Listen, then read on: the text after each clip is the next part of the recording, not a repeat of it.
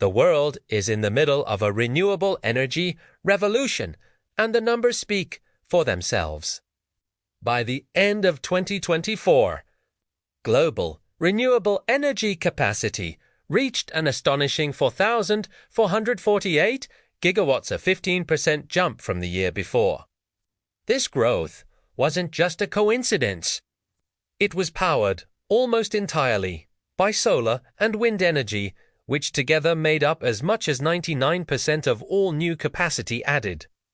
Solar alone took the lead, contributing around 58% to 64% of that growth, depending on the source and region.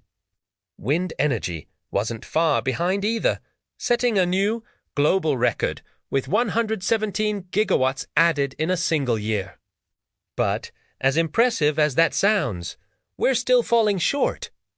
To hit global targets of tripling renewable capacity by 2030, we need to maintain an aggressive 16.6% annual growth rate. Right now, we're only on track to double, not triple. Now, let's talk about some of the hot topics and buzzwords in the renewable space. Terms like capacity surge, curtailment rates, grid integration, energy storage deployment, permitting bottlenecks, and policy uncertainty are dominating industry discussions. These aren't just technical jargon, they're the challenges and opportunities shaping the future of energy. Zooming into China, the global heavyweight in renewables, the numbers are staggering. In 2024 alone, China added nearly 278 gigawatts of new renewable capacity, accounting for around 64% of the world's growth. By mid-2025, China had already installed another 93 gigawatts of solar and 26 gigawatts of wind, pushing its total solar capacity past the 1,000 gigawatt mark. That means nearly half of all solar capacity in the world is now in China. But with rapid expansion comes real challenges.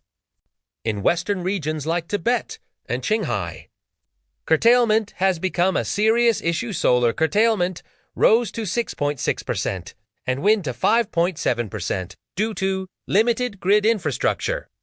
That's why the focus is now shifting from simply building more to better utilizing what's already there through investments in high-voltage transmission lines, battery, storage, and flexible backup sources like hydropower. Meanwhile, in the United States, momentum is building fast. The U.S. added 37 gigawatts of solar and 7 gigawatts of wind in 2024, an all-time high for solar energy. Most of that came from utility-scale solar, which alone grew by over 30 gigawatts and made up about 60% of all new power generation added that year. But it's not just big solar making waves. Rooftop and community solar are growing too, up from 48 gigawatts in 2023 to a projected 55 gigawatts by the end of 2024. And here's a major milestone. In 2024, for the first time ever, wind and solar combined generated more electricity than coal in the U.S. minus 17% versus 15%. In states like California and Nevada, solar alone now accounts for more than 30% of electricity generation. And the trend continues in 2025 with an estimated 26 more gigawatts of solar, 7.7 gigawatts of wind, and a record-setting 18 gigawatts of battery storage on the way. Across the Atlantic, Europe added 70 gigawatts of renewable capacity in 2024, growing 9% year over year.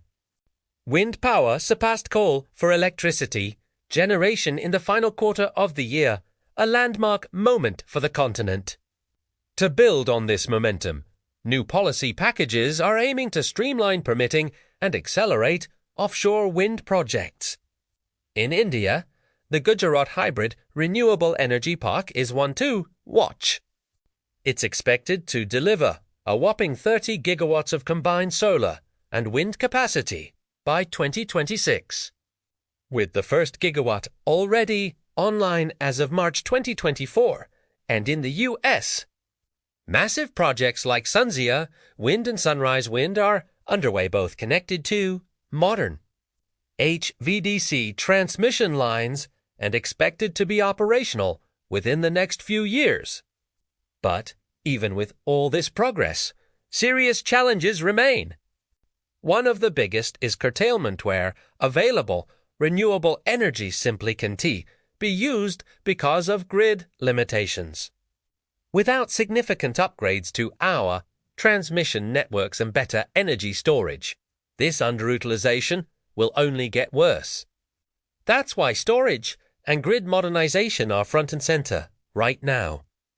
We're talking about big investments in battery systems, high voltage lines, and flexible generation sources to make the most of what we're building. Another issue, oversupply.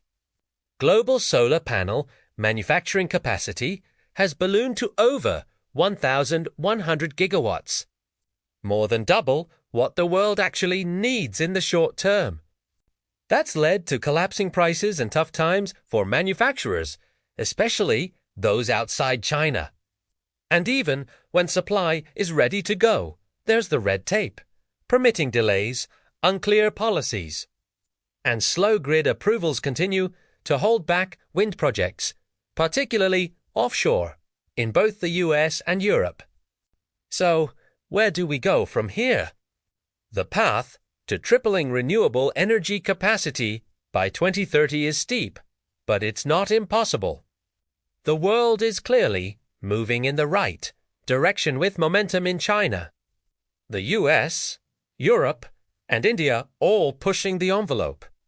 But without faster permitting, smarter grids, more storage, and policies that match our climate goals, we risk falling short. The next 5 years will determine if this renewable revolution is just a surge or a permanent shift.